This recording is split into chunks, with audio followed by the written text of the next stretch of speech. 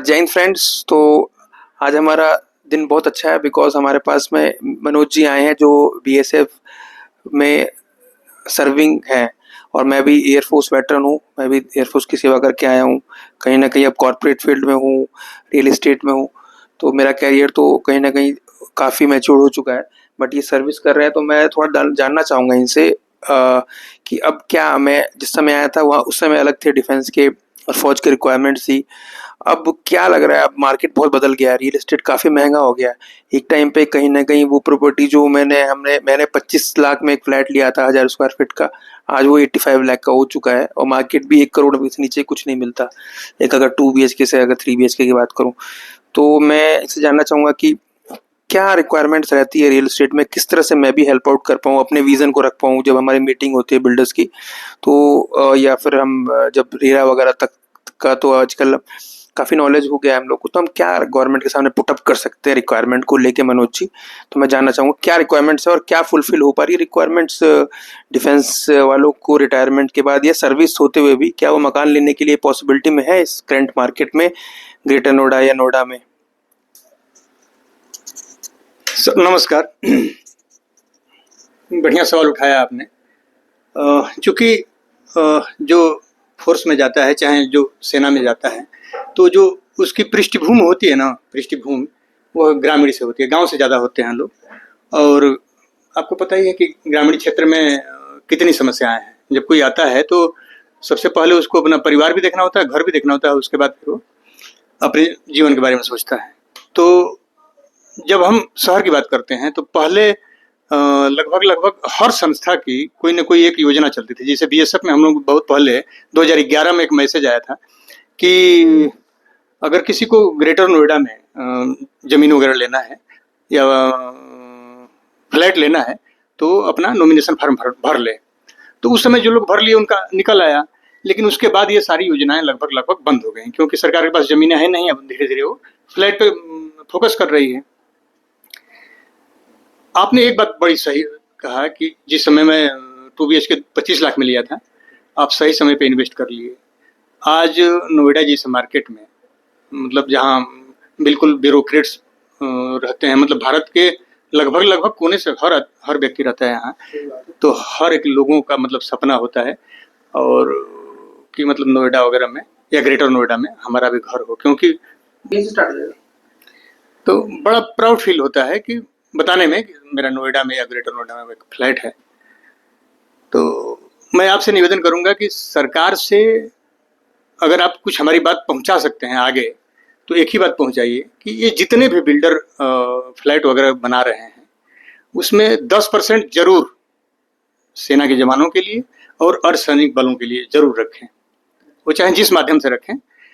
क्योंकि अब हमारी उतनी हैसियत नहीं है कि हम 80 लाख या 85 लाख में जाके इन्वेस्ट कर पाएँ, क्योंकि हमारे लिए तो भी संभव नहीं हो पाएगा। तो इतना ही निवेदन करेंगे कि जिस माध्यम से भी हो, जय विधि होहि नाथ हित मोरा, करहूँ सुबेग दास मैं तोरा। जिस विधि से भी अर्धसैनिक बलों का और सेना के जवानों का फायदा हो रहा हो, वही उपाय कर दीजिए। अमित जी, सरकार के माध्यम से हमारी बात पहुंचाइए और जवानों को लाभ पहुंचाइए।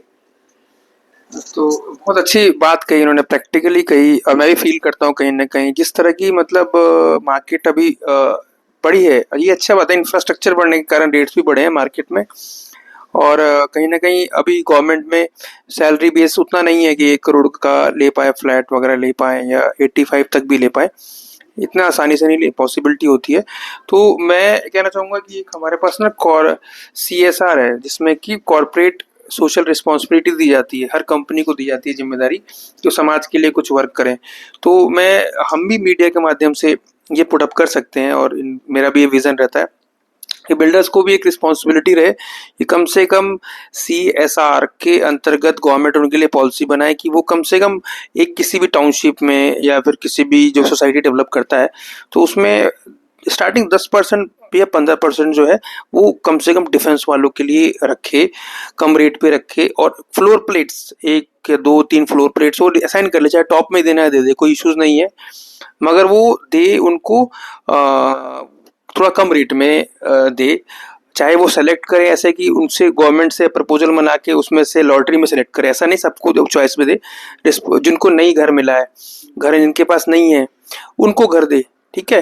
तो ये that will be a good thing कि जिससे कि हम अपने डिफेंस वालों को घर प्रोवाइड कर पाएंगे एक सर्टेन रेट में, सही रेट में, कम रेट में। और ये बहुत जरूरी भी, जिस जमीन पे, मेरा कहने का मतलब जिस जमीन पे हम अपार्टमेंट बेच रहे हैं या कॉम्प्लेक्स बेच रहे हैं, उसकी रक्षा जो है कहीं ना कहीं डिफेंस ही कर रही है। नहीं तो ये जमीन को जाने में टाइम नहीं लगेगा।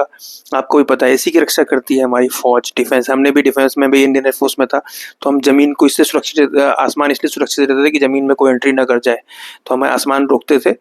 तो ये इनका हक बनता है कि कम से कम घर तो हो उनके रिटायरमेंट से पहले, एक अच्छा घर हो। अब अच्छा घर नहीं मिलने के चक्कर में वो कच्ची कॉलोनियों की तरफ बढ़ जाते हैं, क्योंकि उनके बजट में वही आ रही होती है जो जवान रिटायर हो रहा होता है, और वो कहीं ना कहीं दोबारा से बुलडोजर का शिकार हो रहा है। आप देख ही रहे हैं जेवर इंटरनेशनल एयरपोर्ट पे हो रहा है, तो क्या आपको पता है मेरे पास कितने कॉल्स आते हैं कि सर मेरा जमीन था वहाँ पे कि बुलडोजर चल गया। तो क्योंकि उसका फायदा जो है मार्केट में दूसरे जो है ब्रोकर और डीलर और बिल्डर उठा लेते हैं, जो कि अनऑथराइज चीजें बना रहे हैं। आपको ऑथराइज चीज में एंट्री करानी है तो उनको, आपको सही रास्ता देना पड़ेगा। उनके मुख्यालय से कांटेक्ट करके आप उन्हें 15% हर बिल्डर को देना चाहिए, 15% दीजिए, आप मंगाइए उनमें से जो चॉइस करिए, क्या लॉटरी बेस में चॉइस करिए, उनको दीजिए, फिर अगले प्रपोजल में दीजिए। ऐसा जो अप्लाई कर रहे हैं उन्हें थोड़ा सस्ते रेट पे और एक अच्छे प्रोजेक्ट में और अच्छी लोकेशन पे डिफेंस वालों को रखने से एक और फायदा होगा, उस सोसाइटी की सिक्योरिटी और उसके डिसिप्लिन के बारे में आपको सोचना नहीं पड़ेगा। वो एक मॉरल क्रिएट कर देता है, फौज वाले जो होते हैं एक मॉरल क्रिएट कर देते हैं। जब 15 अगस्त 26 जनवरी जब आप सोसाइटी में सेलिब्रेट करेंगे तो आपको ढूंढना नहीं पड़ेगा झंडा कौन फहराए, उसमें कुछ ऐसे वीर हो रहे होंगे जो आपके झंडा फहरा रहे होंगे और बच्चों को भी मोटिवेट कर रहे होंगे देश हित के लिए, और एक मॉरल सोसाइटी में क्रिएट हो जाता है। तो 15-20% हर सोसाइटी में आपको, मुझे लगता है डिफेंस वालों को रिजर्वेशन मिलनी चाहिए। गवर्नमेंट को ऐसी सीएसआर पॉलिसी नहीं, ऐसे सीएसआर पॉलिसी बहुत पुरानी है, हर जगह हर कंपनी के पास है, तो इसमें कोई ऐसा नया भी नहीं है। आपको देर सीएसआर पॉलिसी इंप्लीमेंट कर सकते हैं बिल्डरों के ऊपर भी, ठीक है। और एक और बात कहूंगा, जैसे पहले एफएनएचबी को, बीएसएफ को, आईटीबीपी को अलग से प्लॉट देती थी अथॉरिटी, अब नहीं दे रही क्योंकि प्लॉट महंगे हो गए हैं। पहले उन्हीं को, पहले फौजी को बसाया जाता था। पहले ग्रेटर नोएडा में सबसे पहले बीएसएफ ही आके बसी, उसके बाद तो बाकी बिल्डर आके बसे। तो इस तरह से नए टाउनशिप्स में अभी भी चालू रखना चाहिए, जहाँ सस्ते लैंड थोड़ा सा सस्ते में, समिति जैसे हमारी समितियां होती है एफएनएचबी और जैसे अपना आर्मी का होता है, उन्हें जमीन दे कि उसको बनाए ये बोर्ड और बना के उसको डिलीवर भी करे एफएनएचपी वगैरह। तो इसमें भी लैंड वैंड मिलना चाहिए, लैंड मिलना ही चाहिए, ये भी मैं रेकमेंड करना चाहूँगा।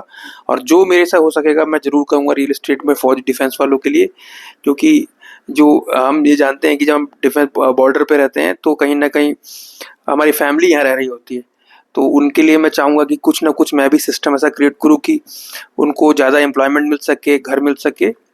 मनोज जी, मैं अपनी पूरी जिम्मेदारी निभाऊंगा। और कुछ चंद शब्द आपके लिए कंक्लूजन में चाहूंगा कि आप बहुत अच्छा कंक्लूड करते हैं किसी भी मीटिंग को और हमारे पॉडकास्ट को, तो प्लीज कंक्लूड करिएगा। Thanks sir. एक वाकया याद आ रहा है मुझे। मैं एक ब्यूरोक्रेट से मिला था जो रिटायर हो गए थे, तो जिज्ञासावश मैंने उनसे पूछ लिया था कि सर, चूंकि एक कार्ड बांटने की जिम्मेदारी मिली थी तो सारे ब्यूरोक्रेट्स को ही देना था। तो मैं जहाँ भी गया वो सारे लोग फ्लैट में मिले मुझे।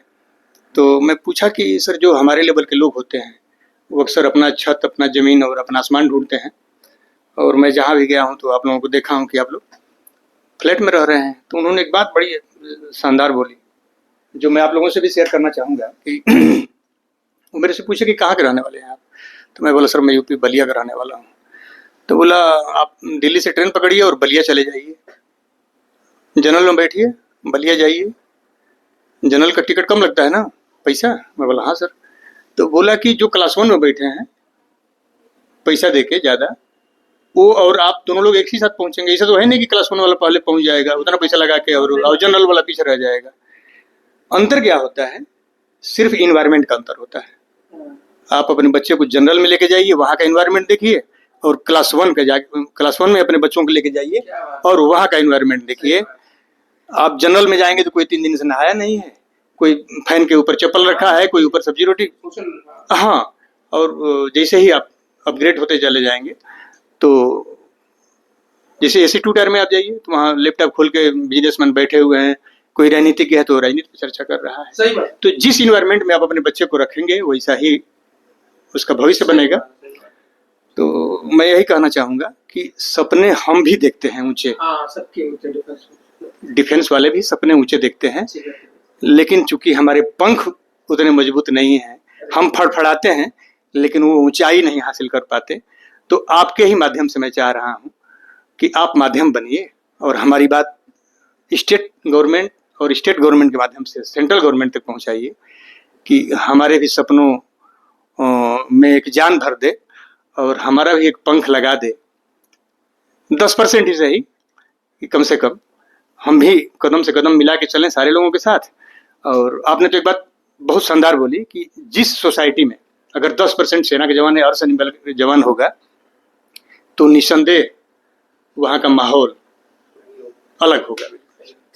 तो इन शब्दों के साथ पुनः मैं निवेदन करता हूँ कि जितने भी प्रोजेक्ट हैं, सारे प्रोजेक्ट में चाहे वो प्रीमियम बन रहे हो, लग्जरी बन रहे हो, तो सब में 10% हो। और वैसे तो जीव जंतु सारे लोग पाल रहे हैं, गौशाला बहुत सारे लोग खोल रहे हैं, फौजियों के लिए कम से कम।